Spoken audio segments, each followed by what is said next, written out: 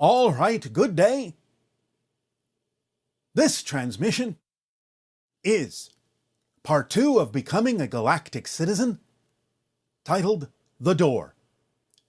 In part 1, in your imaginary house, we asked you to start looking out the window to see that there is more going on in your skies and all around you with regard to the comings and goings of extraterrestrials, even though they may generally have been invisible to you. We are all right here, right now, and it is a matter of allowing your senses to become attuned to our existence, our presence, all around you all the time, coming and going, doing different things, exploring, observing, interacting in a variety of ways. And today we will be allowing you to move out the doorway of your imaginary house into the yard so that you can look up at the sky and again attune your senses more keenly to the idea that our ships are coming and going all the time, that there's a lot of traffic in your skies, a lot of portals through which many different interdimensional and extraterrestrial beings may be coming and going, some stopping to observe, some simply being on about their business, but that you are part of a galactic community and that you become more and more aware of this as we go on. Now, the acceleration of things that are going on your planet will create a situation and a scenario in about 3 to 4 of your years with a 90 to 95% probability that somewhere around your year of 2026 to 2027, Earth will experience a major contact event. We will not go into, at this time, the circumstances on your planet that will create the opportunity for this event, but suffice to say that certain conditions, certain choices, certain scenarios will accelerate the need for this event. This is one of the reasons why, at the end of your year of 2026, our transmissions will take on a completely different nature than what we have been doing with you. It will be on a different time scale with different information that will take advantage on the timing of our choosing of what is going on in the momentum and the increased probability that leads to this major contact event for your planet. We will say no more about it at this moment, and we will continue to add more information as we move forward during this window of open contact. But look to this timing, this probability of a major contact event in 3 to 4 of your years.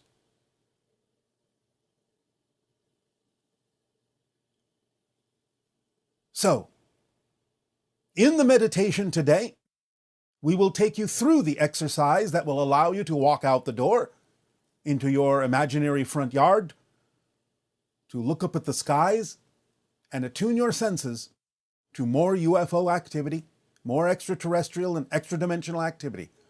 But for now, in return for the gift you have given us, I ask, how may we continue to be of service to you in these dialogues, in these transmissions? You may begin with your questions. Hi, Bashar. And to you, good day. As always, it is such a pleasure to co-create with you, so thank you for the synchronicity. It is our passion and our pleasure to co-create with all of you. And I my heart rate just went up, just doubled hearing you make that announcement just now. So I'm trying to catch my breath, the energy of that idea of 2026 and the event that you hinted at. I can feel that energy in my body, and it's really intense. All right, but listen carefully. Between the end of 2026 and the beginning of 2027 Okay. was what I said. Okay. Got it. So, what would you like to discuss this day? I have a question about archetypes, and Yes. it's related to a vision I had a while ago. Yes. I was in my car, and the vision was triggered by a number sequence, which was 0000. And I see numbers all the time. I see triplet numbers and quadruples, but I almost never see zeros. So something happened when I saw all those zeros. I had a vision of archetypal streams, or what I perceived as archetypal streams, flowing out of this one homogeneous thing, flowing out and fractalizing outwards and flowing apart and then flowing back together and doing this kind of weaving dance, splitting into more and more streams. And what I saw was that at certain points, when certain archetypal streams flowed together and created sort of a tangent point where a bigger stream was created momentarily, a certain number sequence would reflect that. Because numbers are also archetypal in nature, right? Yes. So I don't fully understand the whole thing that I saw, which is why I'm bringing it up. But basically, it showed me that the number sequences can kind of tell us, well, A, that we're in a flow, and B, that they could even tell us what kind of flow we're in, what specific archetypal energies we're working with. Yes. And then I also saw another singularity point, and this is linearly speaking, right? But as the archetypal streams all flowed back together at some point, they created a new unified thing.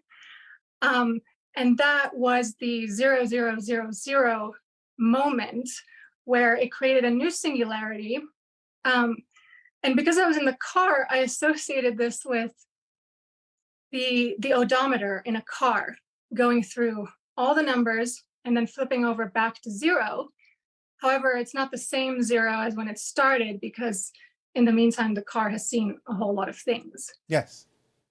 And for a few months, I couldn't even verbalize what I saw, because I understood it on an intuitive level, but I didn't understand it like on a logical level. So I'm curious how you see this thing with the archetypal streams from your perspective. All right. And if there's anything you can add to this. Yes. Zero is the now, where all things are one and all that is. The idea then is you're perceiving them, as you would say, fractionalizing and going into all the things that all that is, but always maintaining itself as all that is, the zero. So you're seeing the fluctuation that exists eternally in the now between the one that is the one and the all that is everything. Back and forth, back and forth.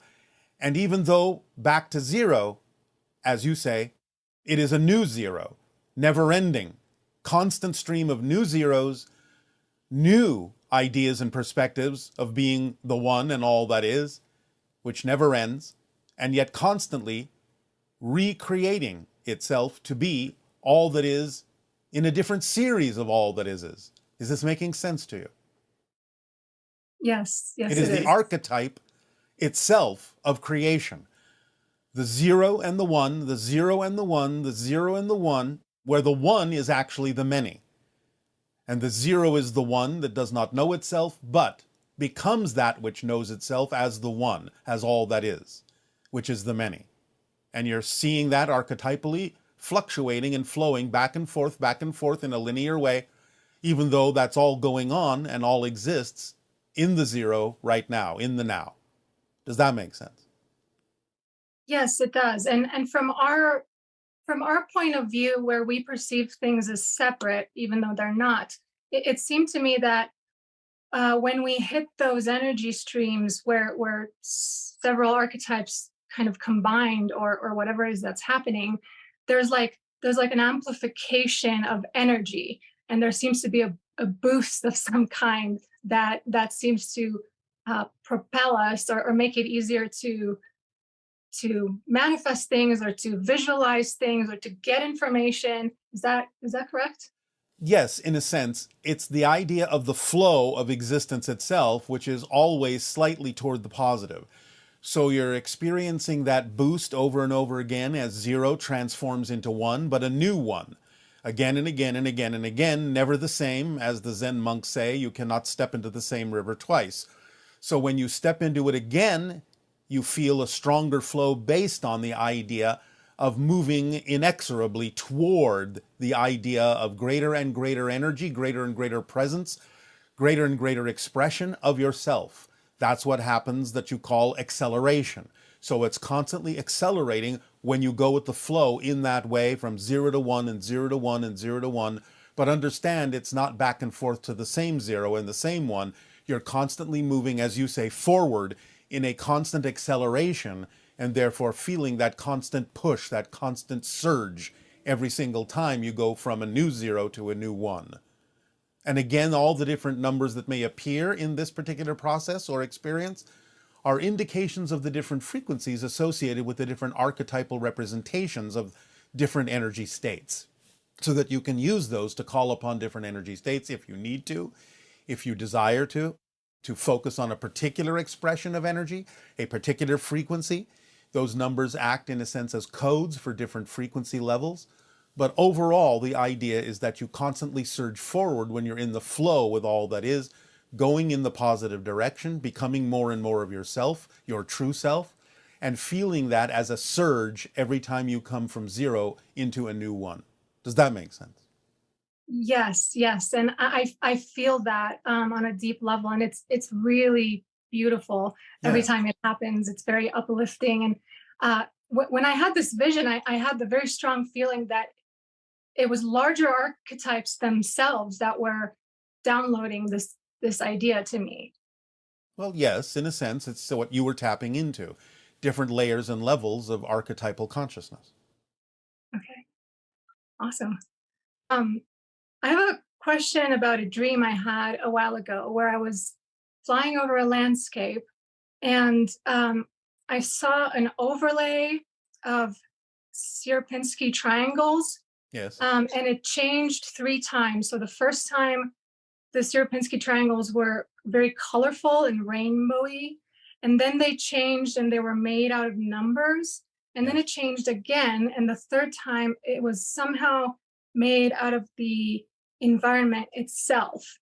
Yes. And it was a very weird dream for me because I don't often think about Sierpinski triangles. It was just one of those things like that felt like I don't know where that came from and All what right. I'm supposed to do with that. Well, in astral form, you perceive the underlying energy consciousness template of physical reality. The idea then is you saw it in different phases, different levels, different dimensional layers. The idea of the causal plane and the idea of it transforming into the physical plane, with the idea of structuring itself in a way that physical reality is allowed to express itself. So you simply saw the different expressions of the underlying template of consciousness that creates the experience of physical reality in the idea of, quote unquote, 3 dimensions. Okay. So I have seen that template in a different way during my shamanic ceremonies, um, but it looks very different there. It's made out of Fibonacci spirals. It's not made out of triangles. So are there many layers to this, like many fractal layers to the template? Yes, absolutely. Because again, there are different expressions that allow third dimensional physical reality to transcend into the 4th density. And the Fibonacci spiral is the active principle, the activation principle of the underlying Sierpinski, shall we say, fractal template.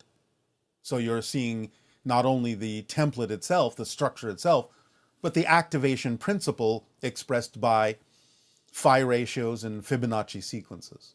Now you're looking not only at the template, but at the consciousness that activates it into a physical experience. Oh, that's fascinating. Yeah, that makes perfect sense, because when I see the fractal with the spirals and the Fibonacci sequence, it feels it feels intelligent. It feels alive. It's communicating with me. It's responding to what I'm Yes. thinking. Yes. It is a sense, a way of experiencing or expressing or symbolizing the intelligence of existence itself as it expresses itself in your domain, in your dimension. I love that. Thank you. You're welcome. I have another dream, a contact dream that I would like to explore with you. All right. This will be the last interaction for today. All right.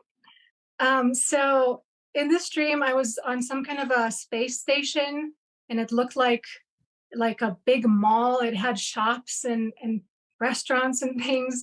But the most exciting part was we walked out into this glass bubble enclosure that was like a little mini forest in a bubble in space.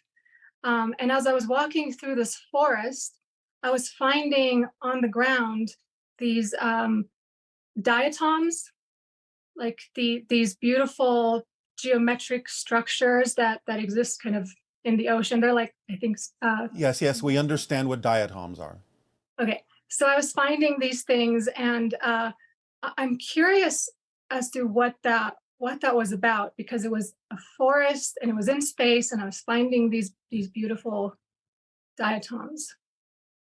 You paid a visit astrally to what we have already referred to as the major space station that is invisible between your Earth and your moon, that accommodates many different races and species from different civilizations, and thus must also contain, in a variety of ways, different kinds of environments that allow those different species to feel at home, so to speak. So you entered something that was a representation of a reality of one of the species, and understood the underlying structures that supplies them with what they need to feel at home, so to speak. We will not go any further into that right now. All right. So Well, we thank thank you you. very much, Bashar, and thank you to you and Willa for everything you do, and my unconditional love to you all and to everyone else listening in. Thank you. Thank you. Hello, Bashar. It's a privilege. My name is Bob Ratcliffe. I was born and raised in Anchorage, Alaska, and presently live in Florida on the opposite side of the United States. My question today is, the Pentagon released some videos by naval aviators that were following some UFOs, or UAPs as they call them now, in late 2004 and early 2015. My question is, are these extraterrestrial in nature, or were these reverse engineered craft made by human beings? Thanks. Good day. Hello. What would you like to discuss this day? My first question is, do we need pain to feel pleasure? No. But the idea, again, is that you use the pain to go through process so that you can discover different perspectives of yourself. It's not always necessary, but many souls will choose it because they understand it accelerates their process of growth by subjecting themselves to situations that may physically be painful, but are actually compression waves of energy that allow you to accelerate your growth in very profound and specific ways that can only be experienced in physical reality. Okay, thank you. The next question is, do the soul explore all possibilities of choice? So if I'm at a crossroads and I take a left, do the soul also take a right and experience that path that I don't personally experience? The oversoul may, because the oversoul has the capability of splitting itself into many, many individual souls. So it's not the same individual soul that takes both paths, but it is two extensions of the same oversoul that can do that. Okay, Yeah, okay, thank you. Yes. My next question is, how much is predetermined and how much is my choice or my free will?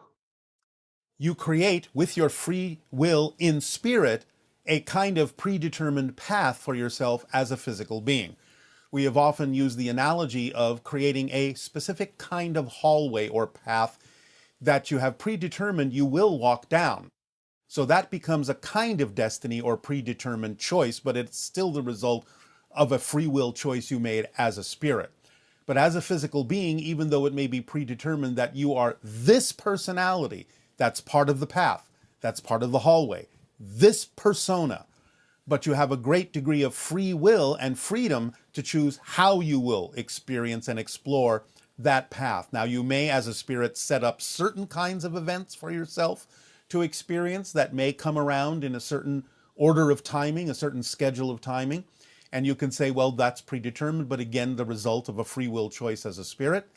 But again, it's up to your free will as a physical being to experience how you will receive that, how you will go through those particular predetermined moments, how you will respond or react to them, how you will use them to your advantage or not.